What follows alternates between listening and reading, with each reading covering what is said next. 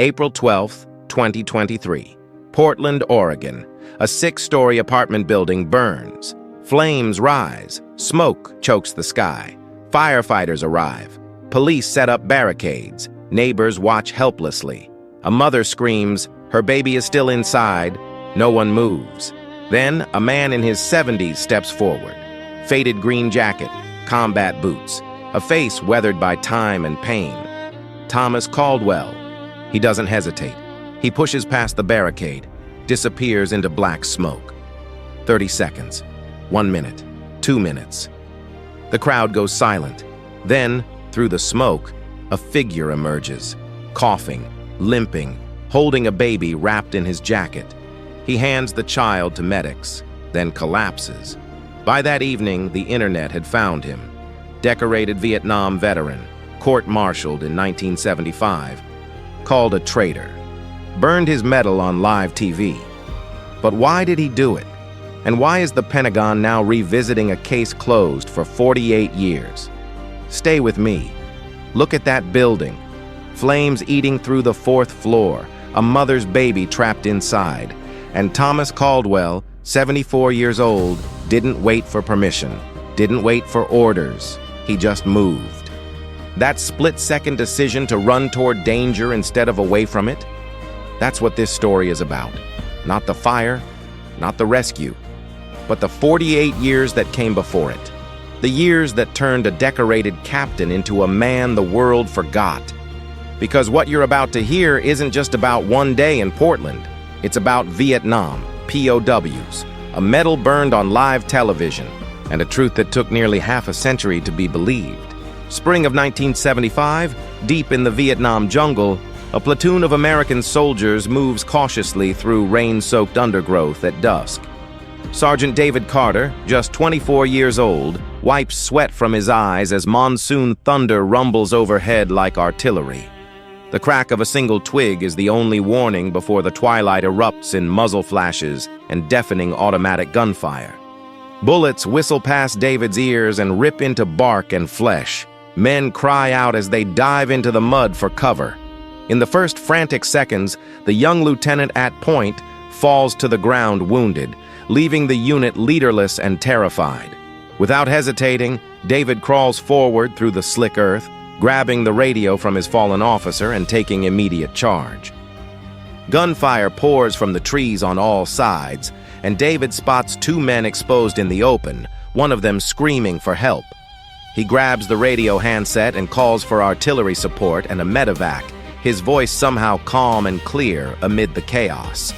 Then, without a thought for his own life, he signals his squad to lay down covering fire and lunges out from behind a shattered palm. Bullets chew into the dirt around him as he low crawls toward the wounded lieutenant, mud and gunpowder staining every inch of uniform. Gritting his teeth, David hooks his arms under the injured man's shoulders and drags him back inch by inch through the muck and fire. A round grazes David's left arm with a hot sting, but he ignores it, pulling harder while smoke grenades hiss and billow to conceal movement. With the wounded officer now out of the line of fire, David peers over a fallen log and spots a machine gun nest tearing into the American line. Steeling himself, David grabs a grenade from his belt and signals 2 nearby soldiers to flank left as he moves right. He springs up and dashes low between bursts of gunfire, mud flying as rounds snap past his head. As the enemy gunner reloads, David races forward and hurls his grenade with a desperate shout, diving to the ground just before it explodes. The blast obliterates the nest in a shower of dirt and splintered wood. By the time the gunfire ceases, the first light of dawn is creeping through the shattered canopy. His platoon has survived. Several men wounded but alive, thanks to the young sergeant's courage. As he turns, David's eyes fall on the motionless form of his closest friend in the unit, a 19-year-old who didn't survive the night. Kneeling in the mud, he gently closes his friend's vacant eyes with trembling fingers, his throat tight with grief. Pride and heartbreak war within David's chest. He saved many lives, but the cost has carved a scar that will never fully heal. Weeks later, At a ceremony stateside, David stands in crisp dress uniform while a general pins a star-shaped medal onto his chest for remarkable valor. Cameras flash and fellow soldiers salute as he's officially hailed a hero. Yet David's gaze drifts downward, recalling the faces of the fallen. Amid the applause and proud speeches, he feels a hollowness in his chest. The ribbon and medal rest heavy, unable to fill the void left by war. Coming home is nothing like David imagined. Instead of ticker tape parades, he finds uneasy silence and cold stares. He steps off the plane in his dress uniform, medal gleaming, but there are no cheering crowds, only weary travelers rushing by. At the airport exit, anti-war protesters shout at arriving soldiers, calling them killers and traitors. David lowers his eyes and slips away, the hero's welcome evaporating into confusion and heartbreak. Each night he awakens in cold sweats from dreams of gunfire. At the VA hospital, he waits hours only to be given pills that dull his pain, but not his anguish. He watches buddies from his unit fight their own battles. One can't afford his medical bills, another slips into alcoholism. Each day, a bitter realization grows. The country he fought for would rather sweep its broken soldiers under the rug than face the cost. 2 years pass under a cloud of disillusionment. He attends the funeral of a fellow veteran who took his own life, and something snaps inside him. That night, he writes a letter pouring out the truth he can no longer keep silent. He questions what honor the medal really carries when those who bled for it are forgotten. For nearly 4 decades, no one saw him, until Camille Jensen did. Camille was 34, single mother. Her baby was the one Thomas rescued from the fire. She found his photo in a Facebook post, recognized his face.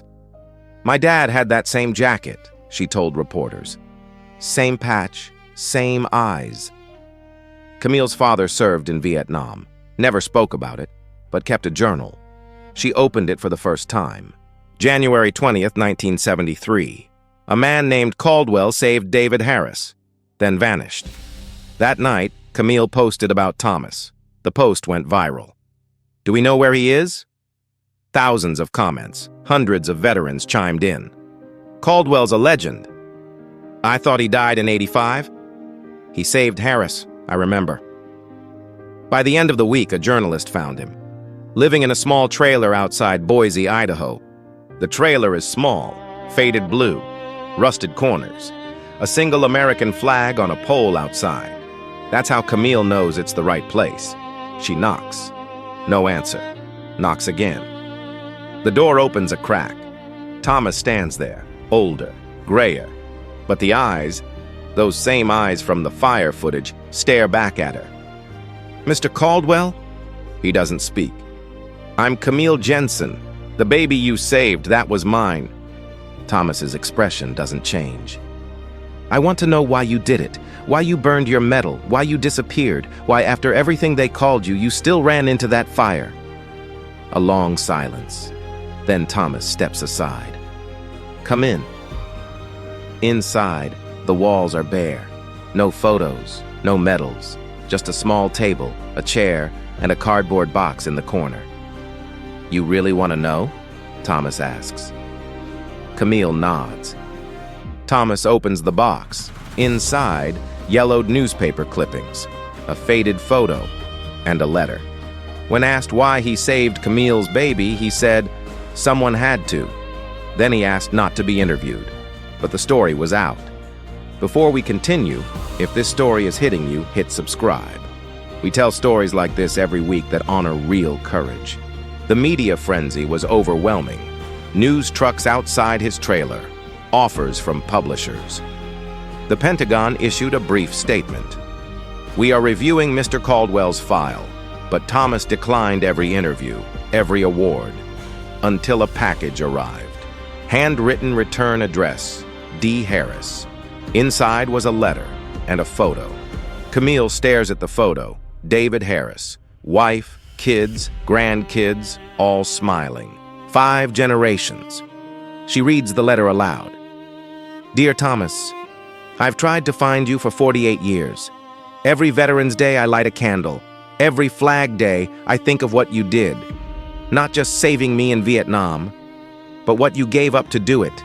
Your career, your reputation, your life. I got to come home, marry Linda, raise 2 boys, see them graduate, hold my grandchildren. You gave me all of that.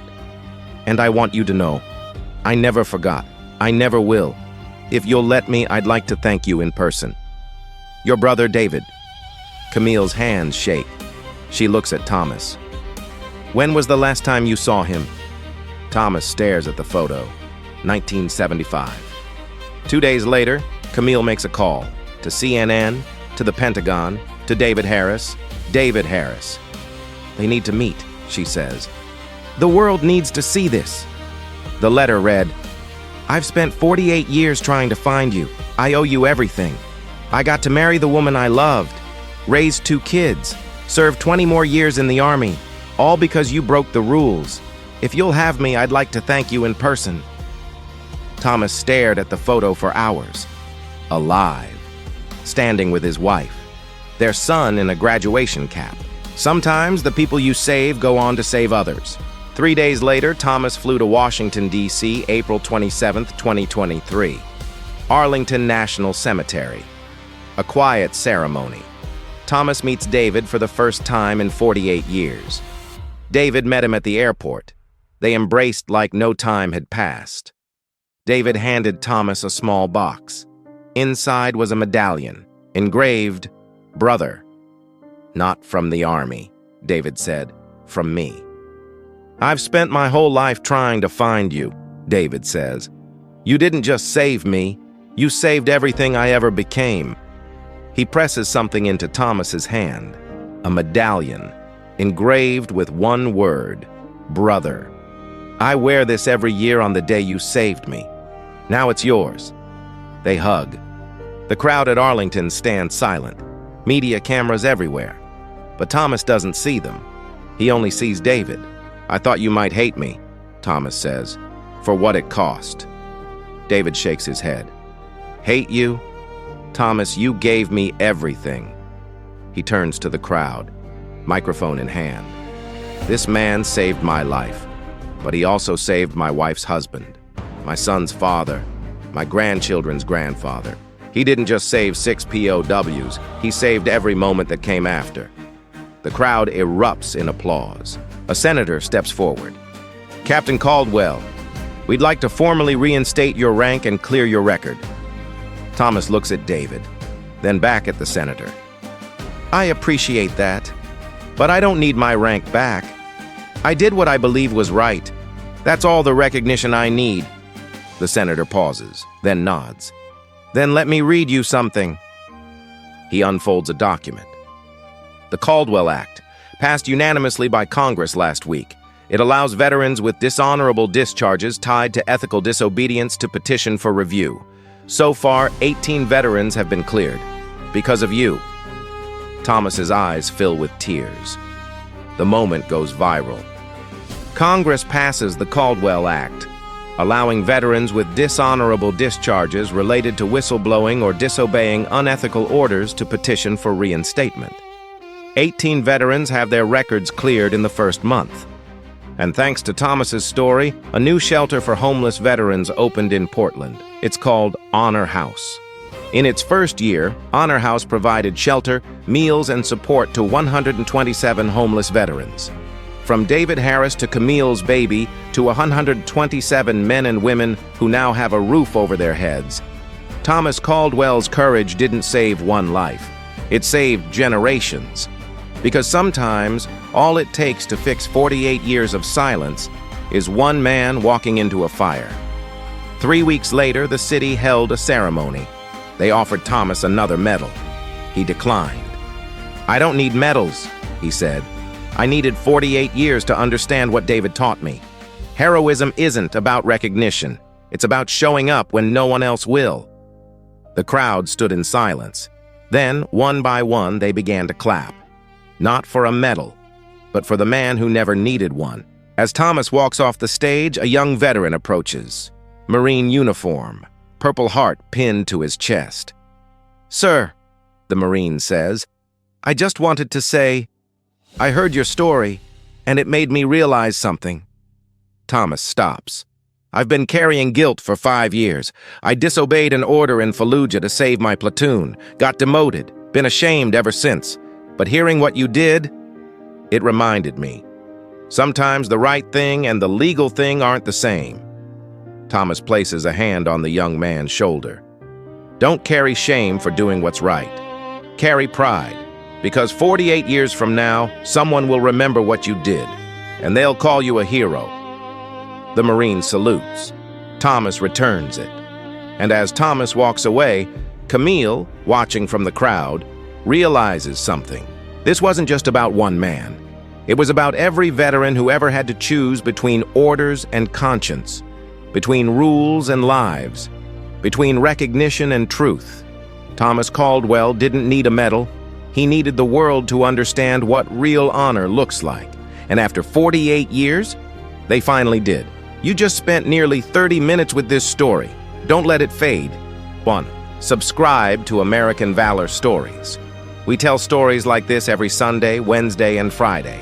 Stories that reveal the cost and beauty of real courage. 2. Drop a comment. Tell us about the veteran in your life, or the moment you learned what sacrifice really meant. 3. Share this story. Someone out there needs to be reminded that courage often lives in silence, and that one man, one moment, one act can echo across generations.